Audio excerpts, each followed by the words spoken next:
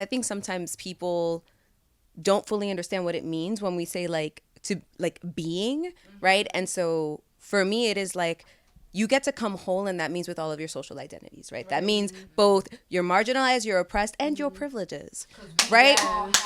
Yes. Exactly. So, and we need to hold space for all of that, the complexity, that nuance, and to say, how do we hold all of these contradictions and still move forward and still heal one another and stand for one another?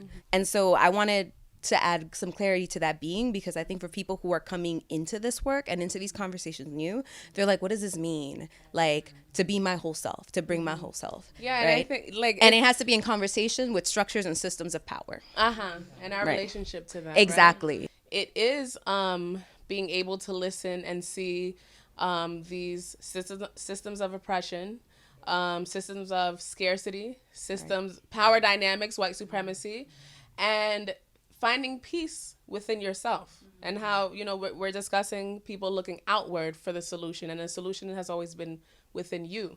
And when you find that, you want to share with everyone, like there's still that narrative of, oh, because I'm black, I cannot do this, that, this, that, this, that. But I'm here, and we're all here, and we're all doing this, that, this, that, this, that. And so in being, just being there, it gives permission, and being there and being yourself, it gives permission to other people to do the same thing. Like, I don't know how many Afro descendant, Latin American, anyone, they'll see me doing something with my hair, whether it's an afro or a color or whatever, and they're like, oh wow, that looks really nice on you. I've always wanted to do it, but I knew I couldn't pull it off. I'm like, of course you can. That's when you're spreading the healing to your community. I remember specifically one day I wore my afro out in Panama, and I had traveled from Colón, and that's the black province, right?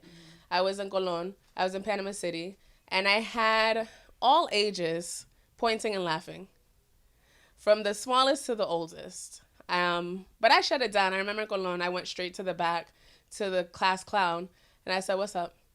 And he's like, "Nothing." But at the end of the day, this older woman, she walked past me, then she came back, and she said, "I love your hair." And that changed the whole day for me. That one interaction. And I think many interactions like that, that's how we can create the movement of healing.